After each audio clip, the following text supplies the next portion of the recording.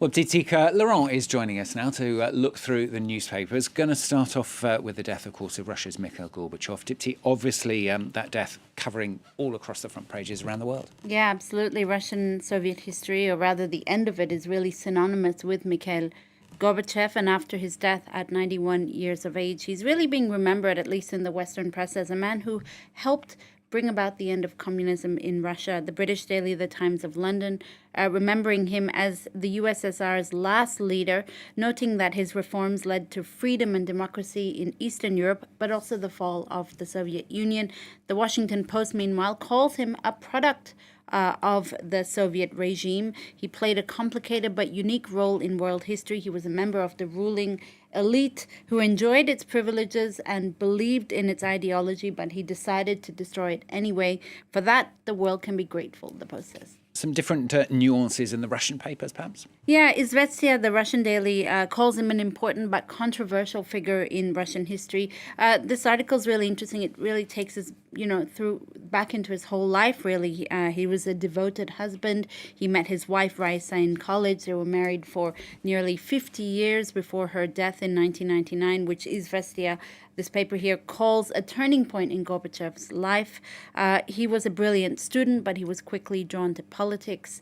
And he was a communist, I quote, who buried communism, or probably unwittingly. He was a leader of a great country, but helplessly brought about its collapse or watched its collapse. For some, he did indeed contribute to that collapse.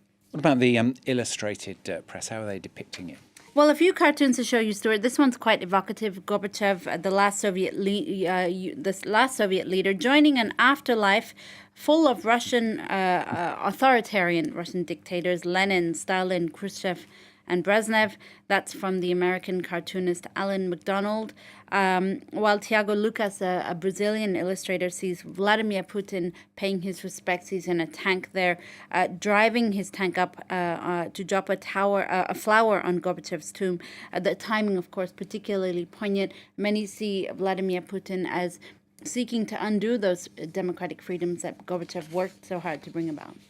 Let's look at other things. Pakistan, the UN has issued that appeal for $160 million in emergency funding to help millions of people affected by those unprecedented floods there. Yeah, and that UN appeal is making the front pages of the Pakistani papers today. The Nation, you have here UN seeking world support for flood-hit Pakistan. Over 1,000 people have died, a million homes destroyed or damaged, and millions of people displaced after the country's worst flooding in history. The money would help with things like drainage, setting up more tents and camps for displaced people, and trying to restore the damaged communication systems. Some of those pictures from those floods you see there on the front page of that paper.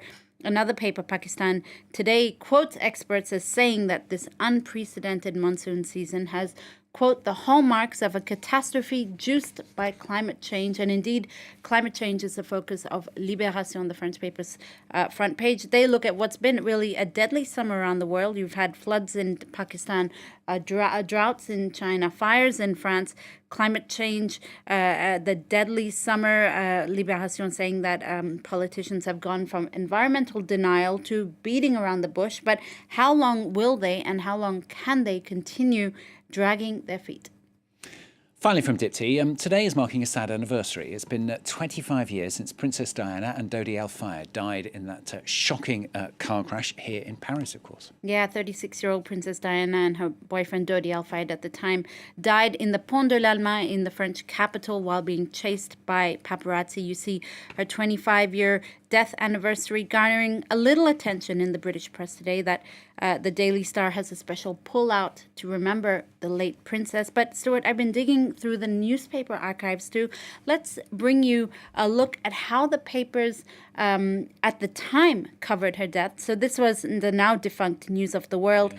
They actually released at the time a special 6 a.m. Sunday edition on August the 31st. The 6 a.m. shock issue, it says in the top right-hand corner there, with really two words that belie the gravity of her death. No pictures, just this title in bold there, Diana dead. And I think that shock really emanating on that front page.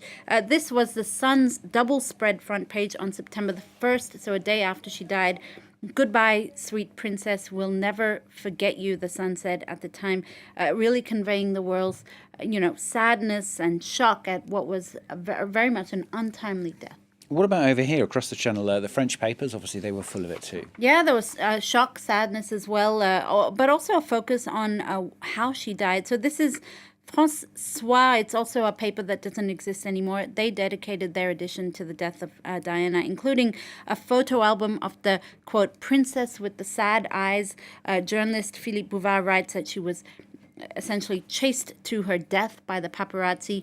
Libération, their front page on September the 1st, simply says this: une photo de trop, one photo too many. The princess and billionaire's relationship lasted just one summer, and the last image we'll have of them, Libération says, was in this car illuminated by the lights of a nearby Parisian hotel, speeding mortally on a hot summer night. Nice and poignant. Really good to see those old images. Once again, thanks very much, Diptyque Laurent, with the papers here on France 24. The very latest news today, including the death of Mikhail Gorbachev, of course, coming up for you after the break.